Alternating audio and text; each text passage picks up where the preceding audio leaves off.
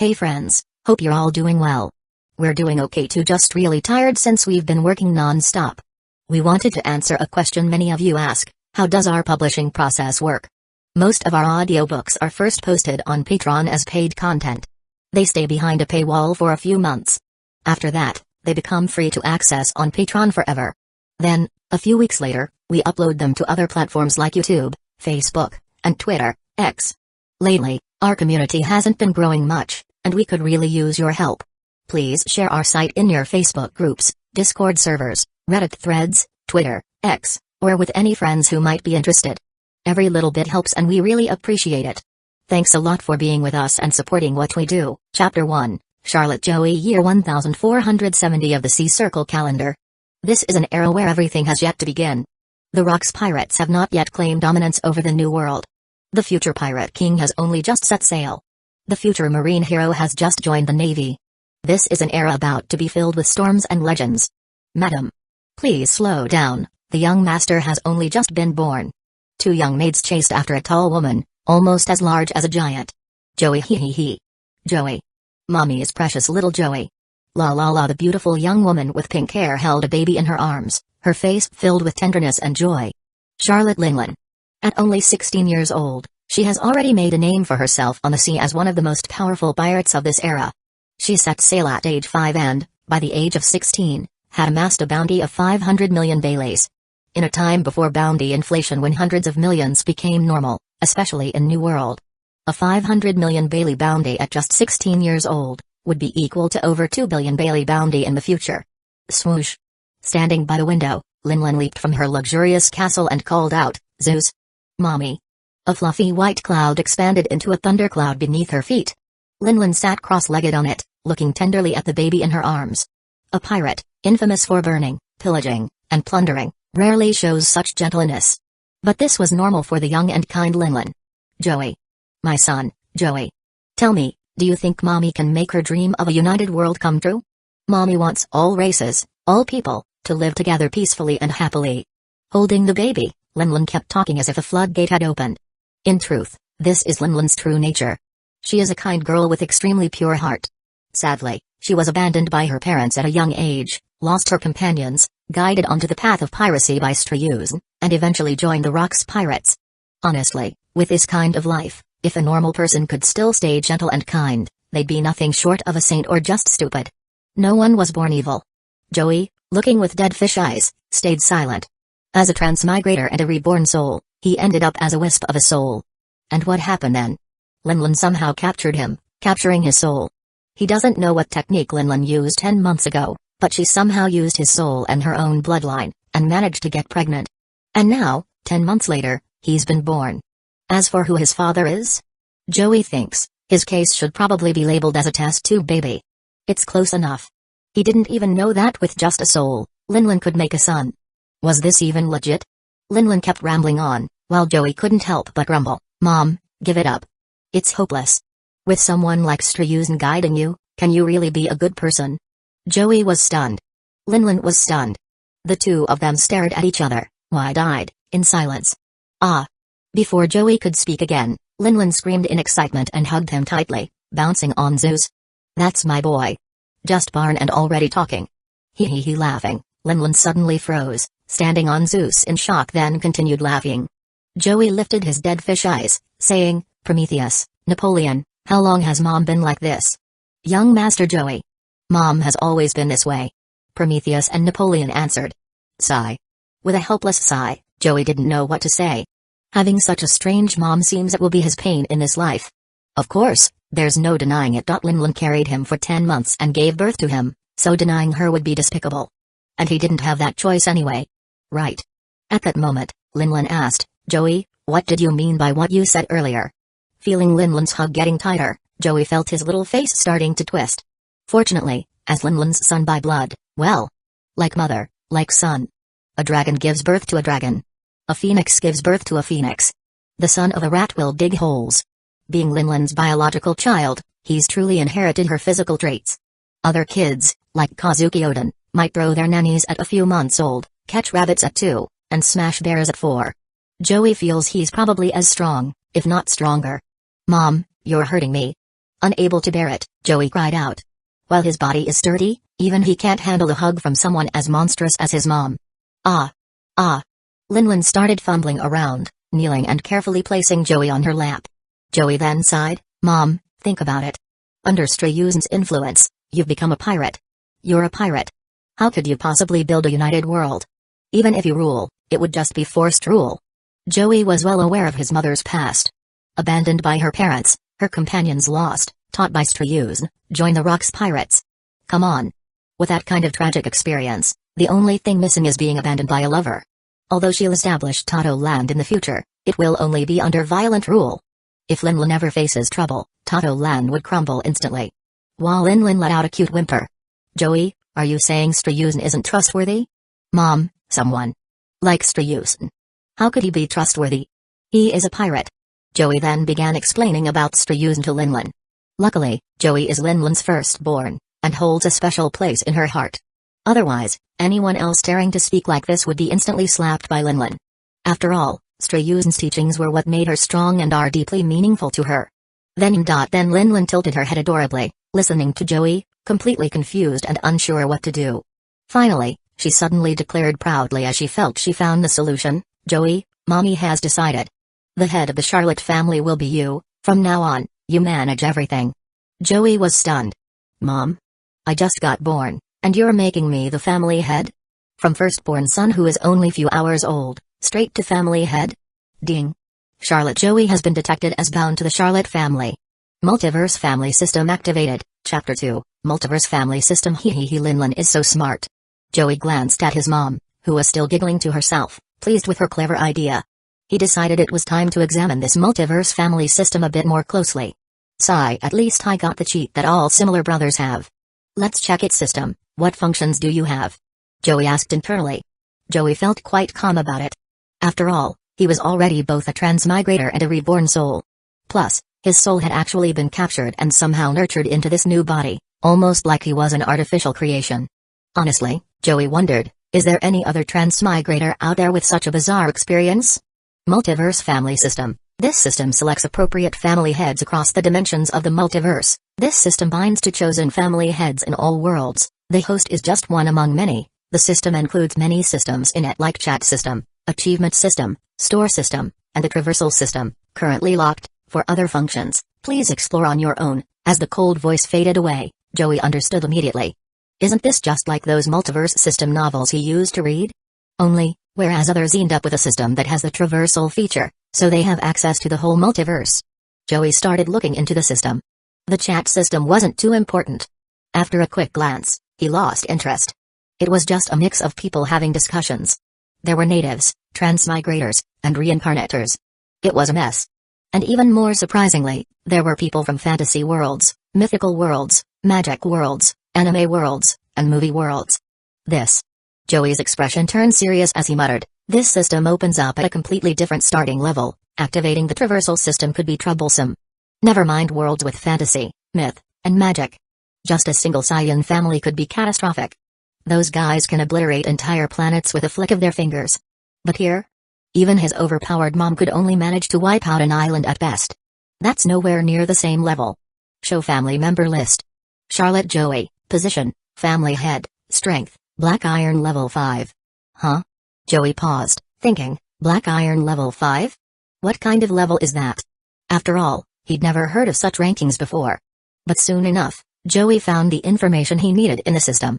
Ranks are, black iron, bronze, silver, gold, platinum, diamond, and crystal. Each level has 9 sub-levels, with level 1 as the lowest and level 9 as the highest. From Joey's research, an ordinary adult is around black iron level 5. Wow! Joey clicked his tongue in amazement. No surprise, being born from mom's bloodline, already black iron level 5 right after birth, standing at the peak of ordinary humans. Though he was amazed, Joey's expression grew more serious. If he was born at black iron level 5, then what about those even stronger? Could they be born at silver or gold levels? Although the conditions to unlock the traversal system remain unknown, being prepared is crucial. Otherwise, who knows when others might invade. Joey continued studying the strength classifications. Black iron represents the human level. Bronze represents the island level, capable of destroying an island at minimum. Silver represents the nation-destroying level, able to wipe out a country. Gold represents the planetary level, a major turning point. As for platinum, diamond, and crystal, Joey hadn't researched them yet. Higher levels can wait. After reviewing the rankings, Joey said, "Show Mom's profile." Charlotte Linlin, role, mother of the Charlotte family. Strength, bronze level 9 potential, silver level 9 abilities, Paramsha type soul fruit. Weaknesses, seawater, sea stone, weapons, Napoleon, Prometheus, Zeus. Description, as the sole member of the Charlotte family, her potential is remarkable. However, there are numerous issues, such as the presence of a nun soul, Carmel, within her, which needs to be removed. Devil fruit weaknesses also need to be addressed. Joey looked at Linlin's profile and clicked his tongue. No doubt, Mom's power is indeed at the bronze level, and she's at level 9, almost reaching her full potential, with a natural aptitude all the way up to silver level 9. Strength and potential are two different things.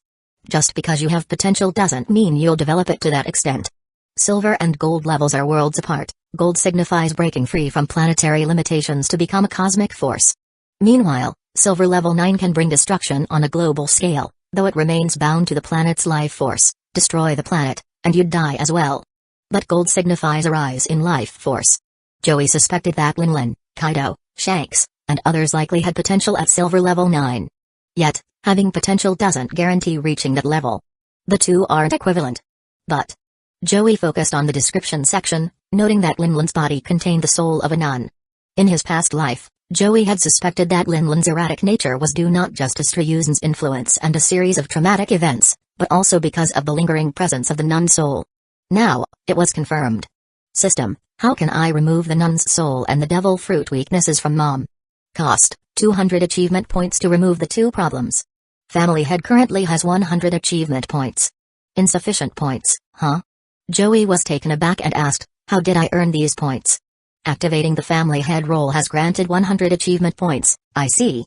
Joey thought for a moment, then said, removing the nun soul from Mom, that kind of hazard can't be left unchecked. This has to be solved first. Spend 100 achievement points to remove the nun's soul from Charlotte Linlin. Confirm.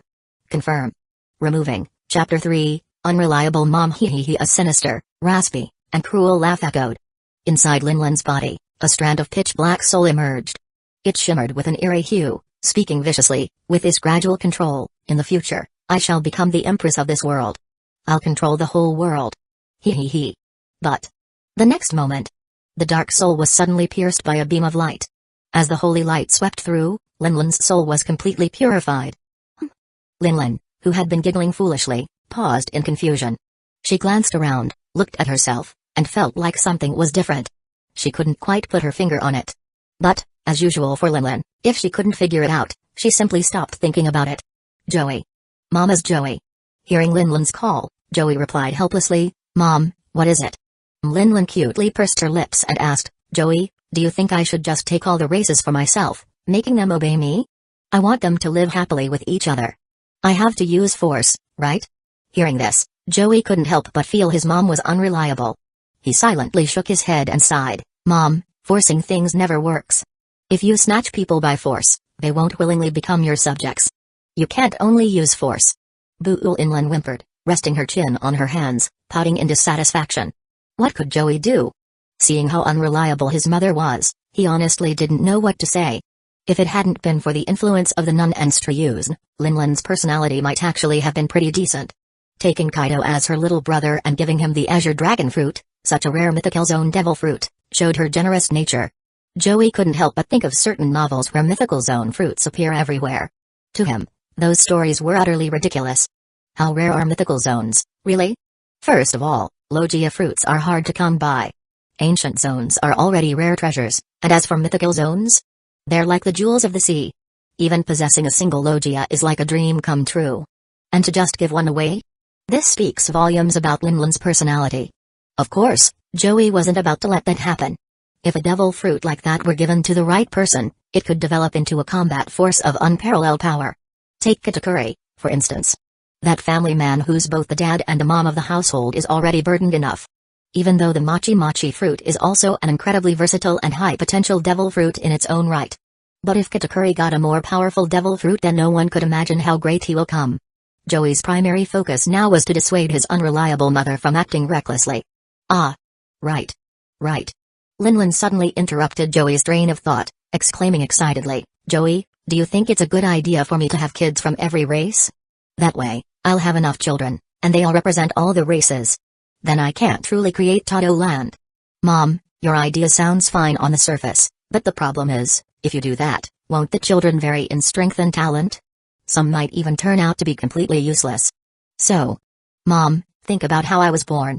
Don't pick random men. Instead, extract the purest essence from each race's soul, like how I was created. Using only souls to give the traits of a race is enough. That way, your children can inherit your potential. At least most of it." Joey hurriedly tried to steer his mom away from her nonsensical ideas. And truthfully, putting everything else aside, the most important thing was to avoid getting a bunch of stepfathers for himself. He had absolutely no interest in that. Moreover, since he was born through artificial means, why couldn't others follow the same method? Linlin wasn't stupid, just a little naive. She nodded thoughtfully. "Joey, it was indeed the right choice to make you the head of the family. Yes, yes. With the abilities of various races and my own potential, we'll undoubtedly create the strongest Charlotte family and the perfect Toto Land. Mom, as long as you're happy." Joey nodded helplessly, gradually feeling sleepy. "Mom, I'm tired." Soon after, Joey drifted off to sleep. After all, he was just born. Even with his adult-level physique and strong spiritual power, rest was still necessary. "Joey." Linlin gently held Joey, her expression filled with warmth. She wasn't truly foolish, just a bit overly trusting. After all, a child abandoned from birth learns to rely on others. Even though relying on her own son felt a bit odd, neither Linlin nor Joey minded. Who would dare say anything, anyway? He giggling once again, Linlin, accompanied by Jesus, left. After a nice, long sleep, Joey groggily opened his eyes. "Young master. You're awake." Two adorable little maids quickly approached. Joey glanced around in confusion. "Where's my mom?" "Young master. Madam has gone out to be a pirate." The maid on the left was the first to speak. The maid on the right added, "Madam left instructions that we should follow your orders in everything. And she said she'd take care of Strayusen herself." Joey was completely speechless. Sure enough, not even a little carelessness was allowed. He had only been born a day ago. In just one day, his mom had already gone off to become a pirate? Even if he was the family head, this was just too much. The thought of being the family head made Joey's lips twitch. So, everything was left to him? While she went off to have fun? For the first time, Joey truly realized how unreliable his mom could be. If not for the family bond system, which ensured that every family member had 100% loyalty and devotion to the head of the family, Joey would have quit on the spot.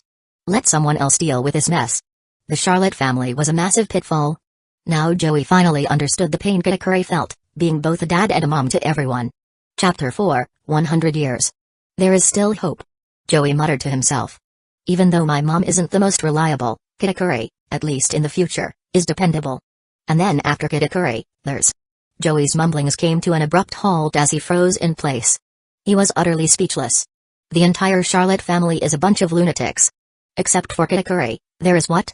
Cracker? Retired early. Smoothie? Useless throughout. Then there's the rest of them, Prospero, Daifuku, Oven, Compote, Amand. Sigh. Joey took a deep breath, muttering to himself, "It's fine. It's fine. They're all my siblings. If I handle them properly in the future, it won't be a problem. Not a big issue at all. If I train them well, everything will be alright." "Young master? What are you saying?" The maid to his left spoke up. "Nothing." Lying on the bed, Joey asked, "Did Mom leave anything behind?" The maid on his right responded, "Madam left behind 500 million Baileys and 10 devil fruits, saying they were for you to manage." 500 million Baileys. 10 devil fruits. Even though it was only his second day since birth, Joey, looking like a miniature adult, rubbed his chin, considering the situation. System: does everyone start their family systems at the same time? Clan leader. Through time adjustment within the system, all family leaders activate their systems at the same time. Hearing this answer, Joey let out a sigh of relief. Overall, even though the starting points differ, as long as everyone starts at the same time, there's still a chance. Next up is how I plan my time going forward. Rubbing his tiny chin, Joey began pondering over other matters while continuing to study the system. First of all, achievement points can only be earned by completing achievements. As for the trading mall, it's a place solely for the family head to perform transactions. Young master is so cute. Right. Like a little adult. The two maids were utterly smitten with Joey's adorableness. Truthfully, Joey had no choice but to endure this. With these tiny arms and legs, and a family with good genes, nothing to show for itself, what else could he do? After spending some time understanding the system. After 6 months, Joey began engaging in simple training. Forget about all that nonsense about being too young and possibly hurting himself. Do I even need to explain my physical attributes? Absolutely not. However, despite all Joey's hard work over the next 6 months, raising himself to Black Iron level 6. Ding. A family member has reached silver level. Reward, 100 achievement points. Ding. A family member has reached silver level. Power extraction in progress. Congratulations, clan leader. You have acquired all the abilities of silver level 1. Feeling the explosive surge in power coursing through his body, Joey silently opened his system panel. Charlotte Joey, identity, clan leader, strength, silver level 1. Joey couldn't help but grumble. So, are you telling me all my hard training was meaningless? The clan leader does not need to train. Whenever a family member reaches silver level, their power is automatically added to the clan leader's strength. So, if I have 100 silver level 1 family members, my power would equal the combined total of the 100 silver level 1s? Joey clicked his tongue in disbelief, asking. Correct, the system replied plainly. Without hesitation, Joey tossed his training equipment aside, firmly declaring, to hell with training. If I can get stronger by lying down, why waste my time training? Immediately, Joey began pondering over the true potential of his system. So this is the proper way to unlock the family system. Train the family. Let the family members grow. That's the key. The clan leader's strength will naturally increase along with theirs. I see now. After a few moments of contemplation, Joey nodded in understanding. Similarly, over the past 6 months, Joey had gained a thorough understanding of the family system. Everyone, without exception, was starting from scratch. Sure, they were family heads. But they were all struggling in their own ways. The fantasy world family? Destitute. The mythological world family? Full of kids. The cultivation world family? On the verge of starvation. In summary, nobody's situation was great. In fact, Joey's was relatively decent. Warning, transmigration system will activate in 100 years. Ding. Charlotte family member reaches silver level. Reward, a strand of the divine child root bone fragment. Hearing the notifications, Joey's face twisted. Damn it. Did I just unlock the transmigration system? Joey's expression turned grim. 100 years? What the hell am I supposed to do in 100 years? Even if those other family heads are struggling now, their world settings are on a whole different level. Mythological worlds and cultivation worlds. All they need is a decent cultivation manual, and as long as they aren't completely incompetent, they'll hit gold level 1 without much issue. Of course. These worlds also vary in rank. Even in mythological and fantasy worlds, there's a distinction between high-tier and low-tier levels. Low-tier worlds are nothing special, but high-tier ones? That's a different story. Still, no matter what, reaching silver rank 9 shouldn't be an issue for them. Damn it. Joey shook his head in exasperation. As for the chat room that had probably erupted into chaos, he couldn't care less. For now, he had to focus on his own plans. Divine Child Root Bone Fragment? Joey suddenly perked up, asking, System, what exactly is the Divine Child Root Bone? The Divine Child Root Bone is the lowest grade of Divine Bones. Divine Bones represent the pinnacle of aptitude, and even a fragment of the Divine Child Root Bone can significantly enhance a family member's potential. I see. Joey instantly felt more optimistic. With resources like this, 100 years might not spell certain doom after all. Chapter 5, Charlotte Linlin. Charlotte Linlin, Identity, Mother of the Charlotte Family. Strength, Silver Level 1 Potential, Silver Level 9 Abilities, Paramsha Type Soul Fruit. Weaknesses, Fear of Seawater and Sea Stone. Weapons, Napoleon, Prometheus, Zeus. Introduction. As the sole member of the Charlotte family, Linlin possesses exceptional talent. The soul of the nun inside her has been removed, allowing her to return to her true self. However, the inherent weaknesses of her devil fruit still remain. Looking over his mother's profile, Joey was very pleased.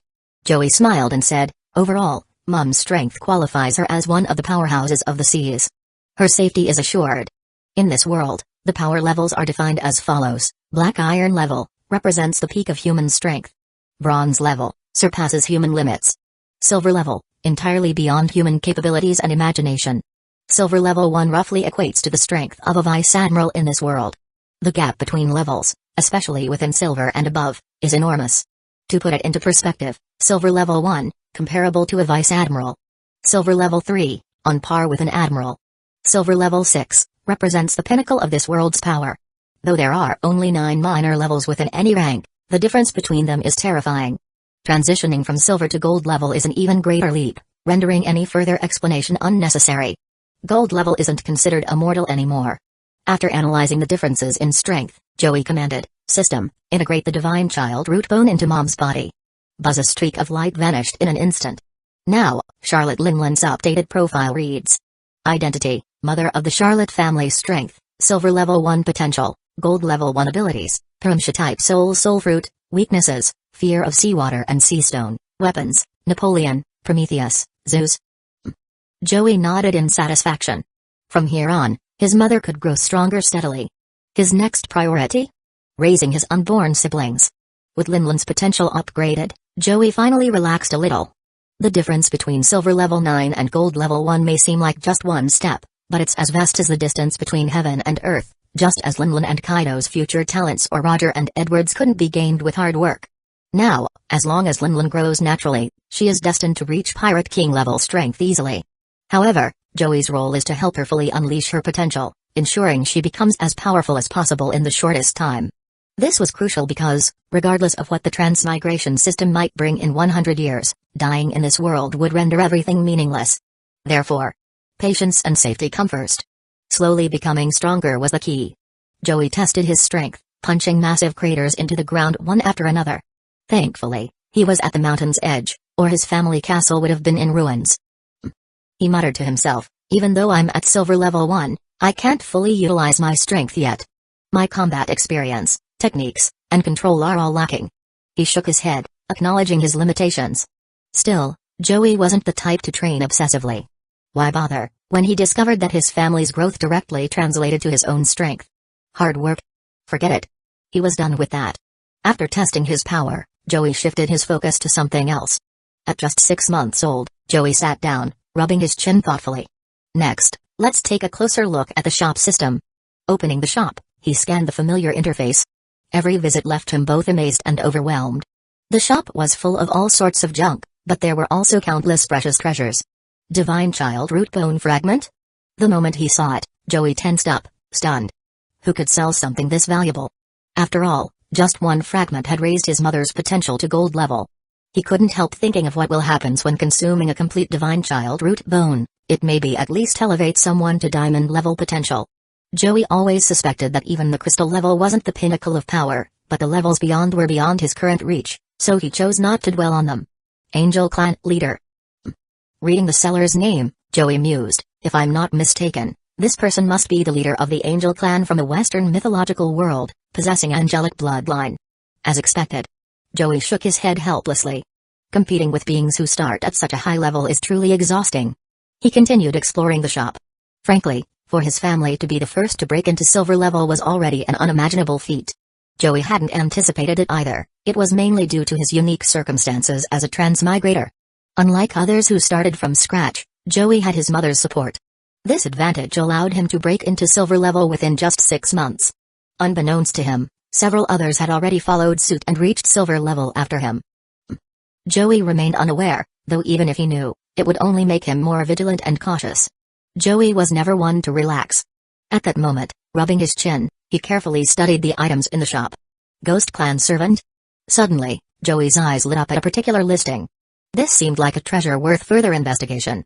Chapter 6, Ghost Tribe Slave. That's right. It's a member of the Ghost Tribe from the legendary Night Parade of 100 Demons. Ghost Tribe Slave, strength, decent, potential, not outstanding. However, what Joey valued most was the Ghost Tribe's unique ability to grow stronger as they fought, coupled with their immense physical strength. By extracting the pure soul of a Ghost Tribe member, Joey could use it to help create more siblings. Soon enough, Joey initiated contact with the seller. Charlotte Clan Leader, I'd like to purchase 1 Ghost Tribe Slave. Ghost Tribe Leader, I accept item trades. Charlotte Clan Leader, I'll trade a Paramsha Devil Fruit. If you're a transmigrator, you should know what that is, or you can just check the system. Ghost Tribe Leader, let me inspect the goods. Charlotte Clan Leader, sure. Joey casually tossed 9 devil fruits into the transaction. After all, they were just low-tier devil fruits. Except for the lick fruit. The other 9 weren't valuable or particularly noteworthy. Joey had no interest in them at all. The Paramsha lick fruit stood out, in Joey's opinion, as a rather fascinating one with potential. Devil fruits were crucial resources Joey hoarded carefully. Based on system scans, devil fruits contained fragments of universal laws. With upgrades from the system, these fragments could even become complete laws. Though the specifics were unclear, Joey had a hunch that these laws might be tied to power levels beyond the crystal tier. Ghost Tribe Leader, 4 devil fruits. In exchange, I'll provide a slave with excellent potential, bronze level 5, and include a copy of Body Refinement Jutsu, Joey murmured. Body Refinement Jutsu? Looking over the details, Joey quickly understood. This training manual allowed practitioners to enhance their physical strength, blood vitality, muscles, and even internal organs. Though it only reached silver level 9, it was a remarkably well-rounded method for total body enhancement. Charlotte Clan Leader, Deal, Ghost Tribe Leader, transaction complete. With a flash of light, 4 devil fruits vanished, replaced by a bound and unconscious Ghost Tribe slave and a scroll containing the manual. After signing a master-slave contract, Joey evaluated the slave's potential. Bronze level 5. That's comparable to an average rear admiral. Given the Ghost Tribe's unique characteristics, they could push their power to bronze level 6 during battle, rivaling elite rear admirals. Acceptable.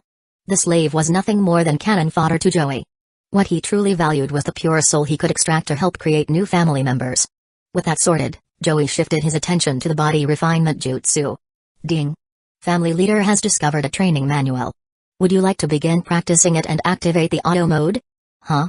Joey was surprised. The system allows automatic training of manuals? Correct.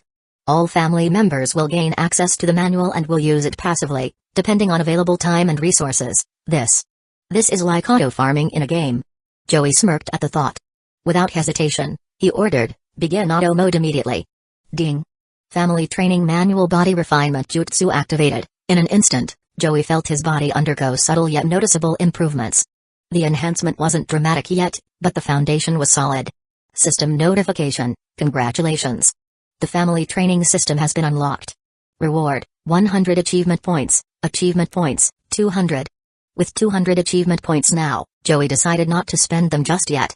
These points were universal currency, useful for enhancing resources, manuals, or almost anything else. Though the precise method of earning achievement points remained a mystery, Joey suspected that even if others figured it out, they wouldn't reveal it. After all, when the world's dimensional travel unlocked in a century, allies and enemies would be hard to distinguish. Opening the family training menu, Joey reviewed the progress, manual, Body Refinement Jutsu, current level, 1, family members training, all. Joey nodded in satisfaction. Even the first level brings noticeable improvement. When fully mastered, the Body Refinement Jutsu could let someone at silver level 9 challenge a gold level 1 opponent. Such growth was immensely promising. High-quality techniques and valuable resources like devil fruits were strategic assets capable of elevating the family's power. Not bad. This trade was highly worthwhile. Joey carried the Ghost Tribe slave back to the castle, pleased with the results. Time flew by, and in the blink of an eye, a year and a half passed. By the year 1472 of the Sea Circle calendar, Joey was now 2 years old. However, his physical growth made him look like a 5 or 6-year-old doll-like child. Naturally, his silver-tier physique accelerated his development. In this time, Big Mom, Linlin, had advanced her strength to silver level 2, firmly establishing herself as Admiral tier. Joey himself had also reached silver level 2, with the Body Refinement Jutsu now upgraded to its 2nd level. His physical strength had grown astonishingly, outpacing expectations. Joey. Mommy's precious Joey. Before Joey could react, Linlin swept him up in a bone-crushing hug. After 2 years of absence, she had finally returned, brimming with joy. Mom. You've been gone for 2 years. What were you even doing? Joey asked, his tone exasperated as he rolled his eyes. Linlin chuckled sheepishly. Mommy joined the Rocks Pirates. I figured I'd tag along and learn a few things. Roxy's epic is really strong, you know. Fair enough. Joey sighed. Though his mother might seem airheaded, she was far from foolish. Her naive, open personality had shifted somewhat under Joey's guidance, making her more calculated and perceptive. Oh, by the way. Linlin beamed. Joey, I gave you a baby brother. His name's Prospero. Carrying Joey over to a maid holding a baby, Linlin proudly introduced the newborn. Quiet and well-behaved, the infant curiously stared at Joey. Chapter 7, Charlotte Prospero, Identity, 2nd son of the Charlotte family, Strength, Iron level 6, Potential, Silver level 3, Profile, As the second son of the Charlotte family, Prospero possesses commendable potential. With proper training, he has the potential to become a pillar of the family. Looking at his younger brother, Joey's eyes reflected Prospero's stats. Overall, Joey nodded in satisfaction and thought to himself, not bad at all. With silver rank 3 potential, if he is properly nurtured, reaching silver rank 1 in strength won't be an issue. Joey was quite pleased. After all, given the level of this world, Linlin achieving gold rank in potential was already incredibly rare. But with the system, none of this would be a problem. The body refinement jutsu alone was a game changer. In the future, Joey could acquire more training manuals, potential enhancing treasures, and other resources. The family was bound to grow stronger and stronger. Originally, Prospero being born with black iron rank 3 strength would have been considered quite good. But now, thanks to the enhancement of the second layer body refinement jutsu, he was born with black iron rank 6 strength. Suddenly, Joey thought of something and asked the system in his mind, can the level of the body refinement jutsu be upgraded with achievement points? By spending 1000 achievement points, the body refinement jutsu can be enhanced to allow the user to reach gold rank 9 if he has the potential, as expected. Being held in Linlin's arms, Joey knowingly nodded. Strength and potential. These two things were tricky. Linlin had gold rank 1 potential. But if left to her own way, she wouldn't reach gold rank 1 in her entire lifetime. Even achieving silver rank 7 would be a struggle. Why? Because she lacked a complete path to follow. The body refinement jutsu, however, provided exactly that, a clear, complete path, allowing her to progress straight to silver rank 9. From here on, Linlin's journey would be smooth sailing with no obstacles in sight. As for what to do after reaching silver rank 9? Joey was confident he could help his mom go even further. Joey. Linlin's cheerful voice broke his thoughts as she held him closer. She brought Joey face to face with Prospero. Joey blinked, then asked curiously, Mom, what's up with Prospero's tongue? A newborn with half of his long tongue sticking out, it looked strange no matter how you saw it. Linlin explained, I encountered someone strong with a long tongue, likely a half-blood from a demi-human race. After I killed him and purified his soul, Prospero was born. His potential turned out quite good. Joey agreed, Prospero's talent is indeed excellent. Mom, you need to be more careful when you're out there. Oh, and if you come across any good devil fruits, don't give them away to outsiders. Make sure to bring them home, your children are all here. Hee Linlin laughed like a child. Don't worry, Joey. Mommy knows what to do. If only you really did. Joey couldn't help silently complaining. Even now, Joey couldn't understand why, in the original story, after the God Valley War, Linlin gave the fish fruit, mythical zone type, Azure Dragon form, a top-tier mythical zone, to Kaido. In any world, anything related to the 4 sacred beasts, whether abilities or creatures, was always top-tier. Shaking off his frustration, Joey refocused. After venting his frustration, Joey thought to himself, no matter what, the Azure Dragon fruit is staying in the family. We're not letting outsiders benefit from it. Plus, there are other rare devil fruits we should collect. Let me think. In Wano, the Yamato no Orochi fruit and the painting fruit should still be unclaimed. These are worth looking into. Joey immediately grew excited. These were top-tier devil fruits. The former was a mythical zone, while the latter, when fully developed, was practically a divine artifact akin to the legendary magic brush. The idea of such fruits not being part of his family made Joey uncomfortable. Mom. Joey called out, eager now. When are you leaving this time? Linlin tapped her lips thoughtfully. After the new year. While the Rocks family doesn't meddle too much, being away for too long isn't good for my position as a leader with Linlin's strength. Originally at bronze rank 9, she already surpassed top-level vice admirals. Reaching silver rank 1 made her equivalent to a quasi-admiral, and now at silver rank 2, she was solidly at admiral level. With that kind of strength, her position as an officer was naturally secure. Joey nodded. Mom, after the new year, I'll go with you to Wano. Wano? Linlin tilted her head in confusion. Joey, why Wano? Joey explained, there are 2 top-tier devil fruits in Wano. We're going to retrieve them. Oh. Linlin nodded, indicating she understood. Master. The Ghost Clan servant approached respectfully, bowing deeply. Mom, extract part of his soul. Joey directed, pointing at the servant. All right. Linlin stepped forward and, with a single motion, extracted a third of the Ghost Clan servant's soul. After purifying it into a pure ghostly essence, she set it aside for future use. There was no rush to use it just yet. The servant let out a muffled groan and collapsed unconscious. Though losing a third of his soul caused significant damage, His unique physiology as a Ghost Clan member meant he could recover over time.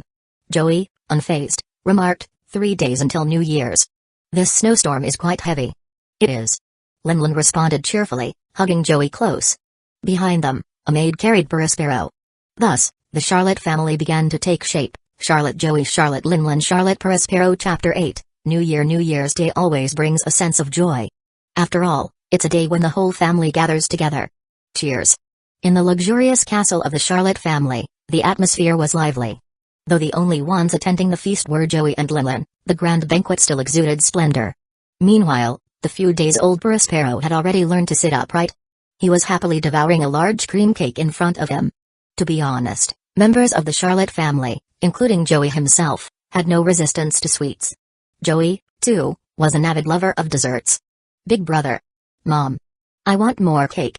Prospero exclaimed, having wolfed down the cake and looking unhappy when it was gone. Joey instructed one of the maids, prepare more food for Prospero. Then, turning to his younger brother, he smiled warmly. Prospero, you're one of the future pillars of this family. You must grow strong. Don't worry, big brother. Prospero nodded firmly, his childlike determination shining through. I'll protect our family. Joey chuckled, satisfied. After all, not everyone was like him, a transmigrator with mature thoughts and memories. Prospero, despite his exceptional talents, was still just a child with an immature mind. That said, learning to speak within 3 days was remarkable. Ahahal Inland laughed cheerfully. Our family is growing bigger and bigger, Joey. The Charlotte family will become stronger. We'll definitely build Toto Land. Yay. Joey silently watched his adorable mother. She had once again fallen into one of her whimsical daydreams, her hands cupping her face in an almost childlike manner. To be honest, his mother had so many quirks. Seeing a cute child could send her into a strange state. Having an issue with a nun's photo could trigger another. In a way, Linlin felt more human, with all her flaws and idiosyncrasies. She wasn't perfect, far from it. Well, it's fine as it is. Joey muttered to himself. She's just perfect like this. Joey's gaze shifted to the massive round table in front of him, spanning 100 meters in diameter. Despite its grand size, there were only 3 people seated, himself, his mother, and his brother.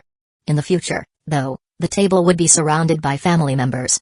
Clenching his tiny fists, Joey declared inwardly, I will make our family thrive, not just in this world but across the multiverse. We will become the strongest family of all. Just as he steeled his resolve, Linlin swept him up in her arms, holding him tightly. With a carefree smile, she lifted her glass and announced, it's New Year's. Joey, let's drink. Joey, come drink with me. All right, Mom. Joey's face twisted into an expression of helplessness. Seriously? He was only 2 years old, and his mother wanted him to drink?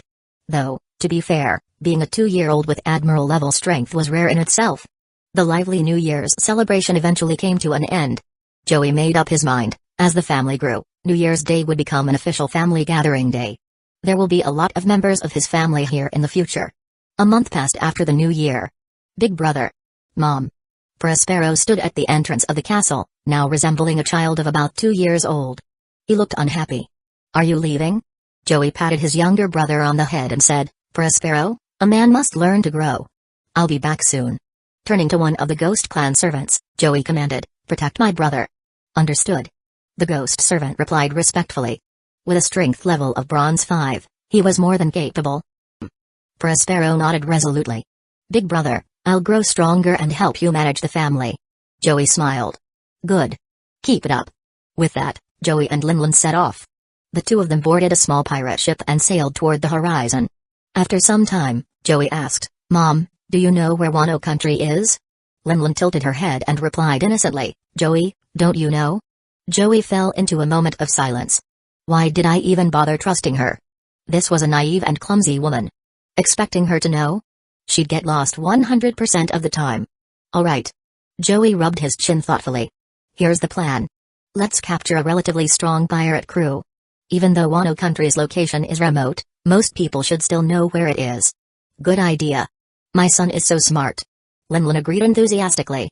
After all, for her, any problem that could be solved with violence wasn't really a problem.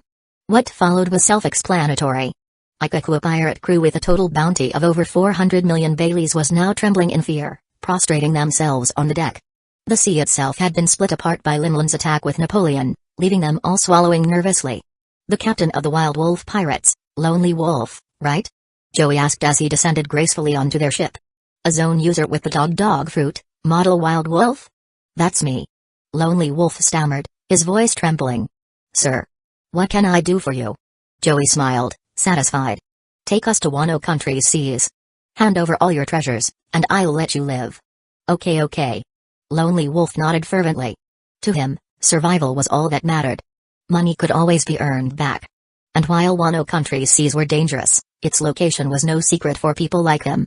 Chapter 9, Wano Country, a unique and isolated region. It is entirely surrounded by waterfalls and cliffs, resembling a towering mountain in the middle of the ocean. To enter Wano, one must ascend these waterfalls, leading to an inland sea. The region comprises 2 islands, the main island and Onigashima. The main island is divided into 6 areas: Kuri, Kibi, Udon, Ringo, Hakamei, and the flower capital. Within Wano, samurai warriors act as protectors, creating a formidable defense from within. Externally, the natural terrain and violent storms make entering or leaving a near impossible feat. However, for people like Linlin, entering from the outside was hardly a challenge. Joey glanced at Lone Wolf, who knelt trembling on the ground before him. So, this is all your treasure? Joey asked. Yes. Lone Wolf nodded frantically. Sir, we're just a small pirate crew. This 400 million Baileys is everything we have. As for devil fruits, we don't have any, we could never obtain something like that. Alright. Get lost. Joey said dismissively, waving his hand. Thank you, sir. The Wild Wolf pirates quickly fled, looking as though they had narrowly escaped death. Linlin hid the ship before lifting Joey into her arms and leaping onto Zeus. Although Zeus couldn't sustain long-distance flights, crossing a waterfall in one go was no issue. Soon, they had successfully landed in Wano Country. Mom. Joey instructed, create some small homies to gather information. Also, keep an eye out for the Kurizumi clan. Linlin nodded. No problem. With a casual wave, she created thousands of surveillance homies, shaped like tiny flies. These homies dispersed, spreading out across Wano. Wano might be vast, but Linlin's abilities ensured the land could be thoroughly scouted within 10 days or so. As Linlin and Joey sat on Zeus, Linlin asked curiously, Joey, are there any interesting devil fruits in Wano? Joey chuckled. Of course. The Hebi no Mi, mythical zone model, Yamata no Orochi, and the Paramsha class Feud no Mi, the painting fruit, are both exceptional devil fruits. Wow! Linlin exclaimed with a childlike grin. So those are some amazing devil fruits. They are. Joey agreed. The painting fruit would be perfect for Prospero. His creativity, craftsmanship, and artistic abilities are outstanding. With a satisfied smile, Joey added inwardly, with the painting fruit, Prospero could fully realize his potential. He's already capable of creating candy-based structures, elevators, and art just by using the lick fruit. While the lick fruit was decent, it paled in comparison to the possibilities offered by the painting fruit, which was a truly top-tier devil fruit when developed properly. As for the Yamata no Orochi fruit, it didn't even require explanation. Its mythical zone lineage alone made it remarkable. The fruit granted the Kurizumi Orochi resilience beyond compare, surviving decapitation multiple times was proof enough of its power. Linlin tilted her head in confusion. Prospero has that much talent? How come I never noticed? Joey's face froze. Talent? Calling it mere talent was an understatement. It was pure, unparalleled genius. Through Joey's efforts, Prospero had been taught by countless exceptional instructors. Even at his young age, he was already growing into an extraordinary individual. Every teacher marveled at his creative prowess in art and engineering. And yet, Linlin, as his mother, hadn't noticed a thing. I have a lot to do. Joey sighed inwardly. His mother was utterly unreliable. Thinking about Kitakuri, Joey couldn't help but sympathize. The struggles of being both father and mother to his siblings made sense now. With Linlin's abilities, none of her children should have been weak. If she had been remotely diligent in raising them, even her less talented offspring would easily reach vice admiral level strength. Yet Linlin had always been a hands-off parent, leaving her children to fend for themselves. Joey shook his head and muttered, Mom, you don't have to worry about any of this. Just focus on becoming stronger. Leave the family and Tato land to me, I'll make your dreams come true. Linlin beamed, nodding enthusiastically. Alright, I'll leave it to you. Joey felt tricked somehow. Looking at his mother's innocent, childlike smile, he could only sigh. Well, if he had been deceived, so be it. What could he do about it anyway? Over the next 10 days, Linlin's surveillance homies gathered a wealth of information about Wano's current state. They also located the Kurizumi clan members, including the young Orochi, who was still on the run. Meanwhile, Kurizumi Higurashi and Kurizumi Semimaru had already arrived in Wano. Listening to the reports from the fly homies, Joey mused, this is promising news. Those two elders have already entered the scene. Based on the timeline, Kazuki Oden should be about 8 years old right now. As Joey pondered the unfolding situation, Linlin happily munched on sweets. After all, for the Charlotte family, leaving home without desserts was unthinkable. Chapter 10, Grabbing Swords 8 years old. So, Kazuki Oden should be just 8 years old now. But still. Joey mulled over the current state of Wano country. After a brief moment of contemplation, he gave up. Wano, as it stood, had no cornerstone of support. Kazuki Sukiyaki might be a kind and benevolent ruler, but he was far from an effective one. While his kindness was admirable, his abilities as a leader were insufficient. The state of Wano was dire. Aside from the flower capital, the other 5 regions were in shambles. Among them, only Ringo had positive income, barely enough for its people to survive. As for the rest, whether the inhabitants could even manage to live was a pressing concern. Joey shifted his focus to a different matter. This visit to Wano might be his only one for a long time. Who knew when he'd come here again? Thus, ensuring ample gains from this trip was non-negotiable. Prometheus, observing Joey in deep thought, remarked, thank goodness the young master is so capable. Zeus chimed in, indeed. Otherwise, who knows when Mama's dream of Tato Land would be realized. The two homies then turned their gaze toward Linlin, who was joyfully indulging in sweets. They sighed inwardly. When it came to sheer strength, Linlin was undoubtedly top tier. But in other areas? Letting her focus on eating was probably for the best. Clap. Joey clapped his hands together, standing up with determination. Alright, next on the agenda is collecting Wano's famous swords. Since we're here, not grabbing a batch of renowned swords would be downright foolish. Let's set sail. Yes. Prometheus and Zeus immediately followed Joey's lead, while Linlin, still savoring her treats, quickly joined in. Though, to no one's surprise, Linlin remained blissfully unaware of their plans. Thanks to the reconnaissance from the fly-like homies, the situation in Wano was clear. The only formidable force left was the 5,000 elite samurai led by Ashimaru Shimatsuki and Ringo. Beyond that, no significant threats remained. Linlin, Joey, and their entourage had little to fear. Clang. Clang. Clang.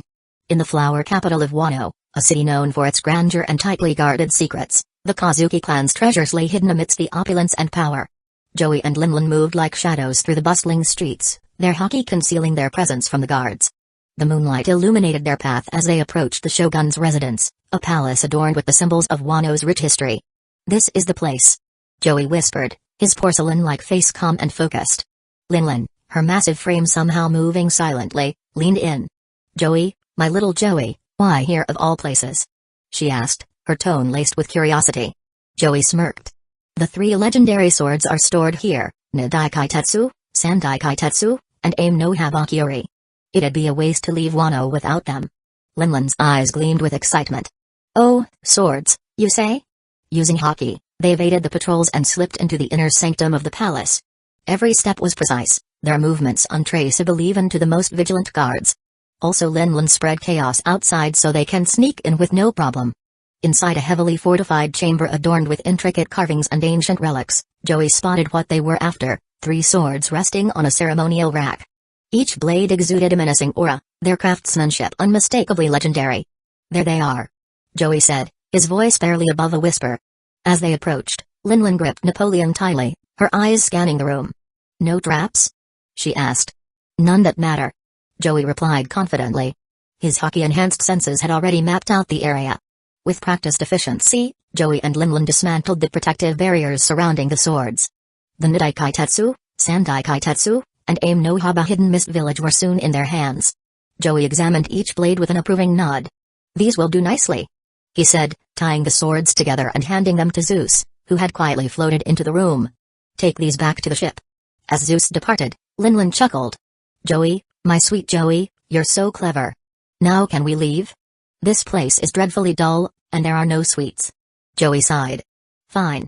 Let's get out of here before the lack of dessert becomes a crisis. Together, they vanished into the night, leaving no trace of their intrusion. The flower capital would awaken to the shocking realization that 3 of Wano's most treasured swords had disappeared without a sound after dealing with the current chaos. Satisfied with his gains, Joey nodded. Not bad. 3 down.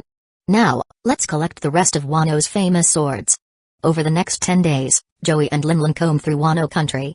Their efforts yielded a bounty of legendary weapons: Aim no Haba Hidden Mist Village, Inma, and Nidai Kaitetsu, from the great grade 21 swords. Over 30 grand blades, including Sandai Kaitetsu. The ranks were from best to worst: 12 supreme grade blades Saijo Oazumano, 21 great grade blades Oazumano, 50 skillful grade blades Ryao grade blades Wazumano, finally unranked blades, then trash.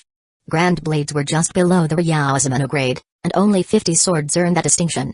Those outside this elite circle were simply categorized as grand blades, even if their quality approached that of Ryao. Unless, of course, a grand blade could prove itself by cutting through an existing Ryao sword, thereby earning the title. Zeus ferried the collected blades back to their ship, and Joey nodded in approval. The haul is impressive. Wano lives up to its reputation as a treasure trove of legendary swords.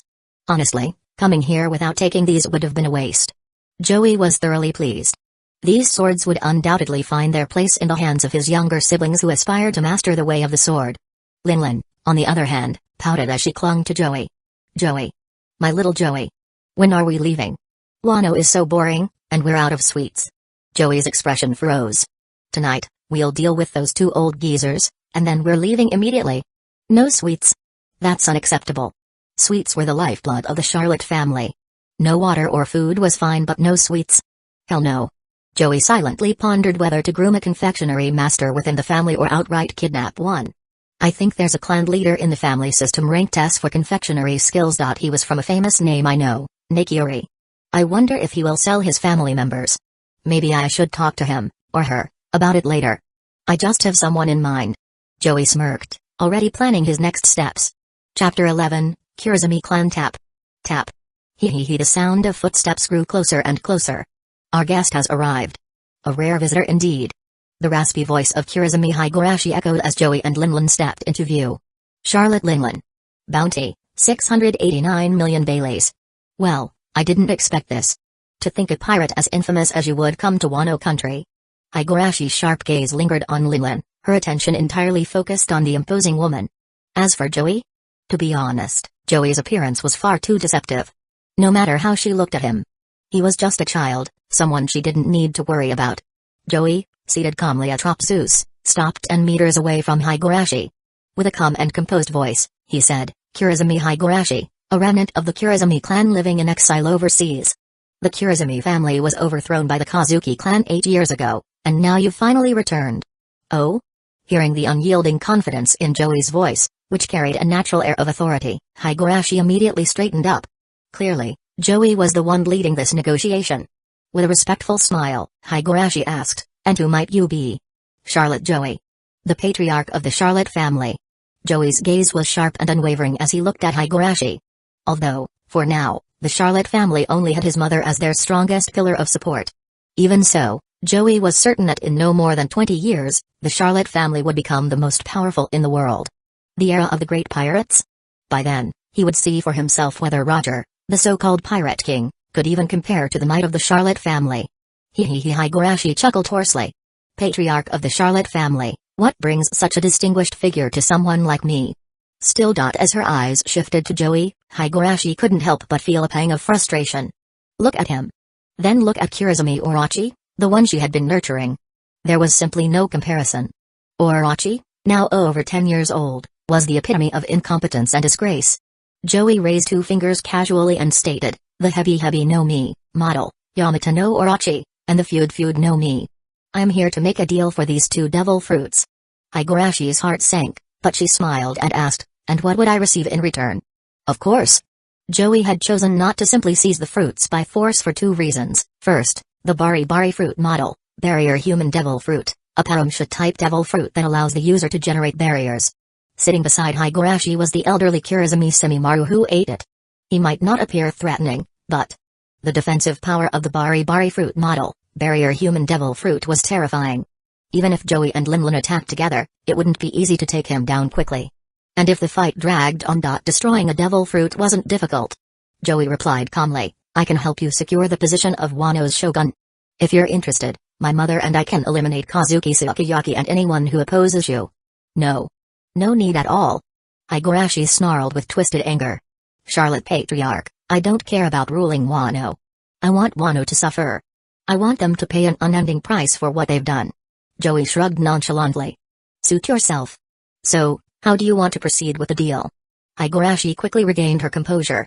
Charlotte Patriarch, I'm willing to trade these 2 devil fruits in exchange for your family's assistance in the future, twice. Twice? Agreed. Joey calculated briefly before nodding in agreement. 2 favors. 2 devil fruits. The trade-off was more than fair. As the patriarch of a rising family, his poise and magnanimity were unquestionable. Higurashi chuckled eerily. Since you've agreed, rest assured, I won't ask for anything absurd, no requests to destroy the world government or wipe out the navy. It was clear, Higurashi, a cunning old fox, understood the rules of negotiation well. To ensure Joey honored his promise, she needed to make reasonable requests, things he could achieve with some effort, but nothing outlandish.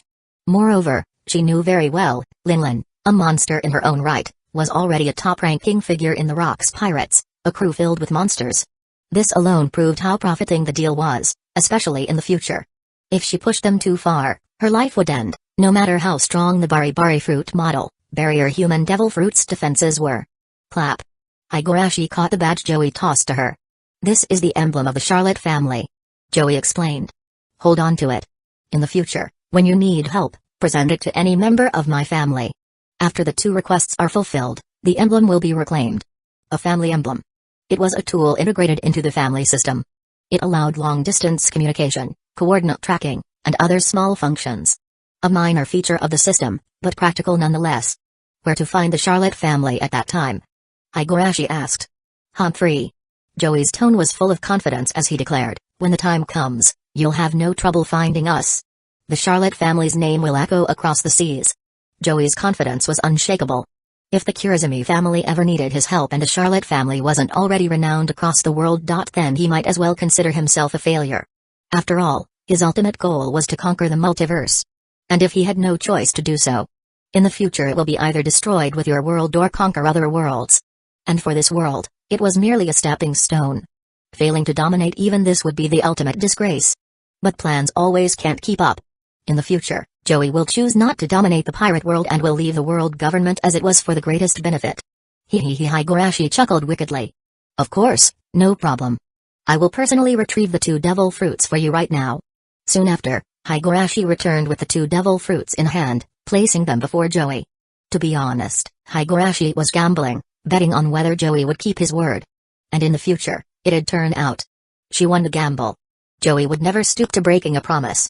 A true man, once he spoke, his word was as unyielding as iron. It was only natural for him as he needed this level of reputation for the future. Chapter 12, Whitebeard. Finally having departed from Wano country. However, Joey and Linlin stared at each other, wide-eyed, caught in a silent face-off. They realized something very important. Zeus, Prometheus, and Napoleon. The 3 homies were trembling in fear, terrified of getting caught up in the mess.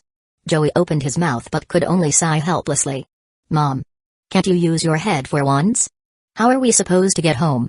Linlin replied matter-of-factly, how would I know? I don't know. Don't know. Joey, you're the head of the family. You decide. I don't know anything. Humphrey. With a cute little huff, Linlin turned away in a childish pout. Joey was at a loss for words. He felt like shouting WTF but wasn't sure if it was the right moment. Usually, it's the parents setting their kids up for failure, but in his case? His mother was outright sabotaging her own son. This trip had been fruitful for both mother and son, famous swords, devil fruits, and rare specialties. They had gained plenty of treasures.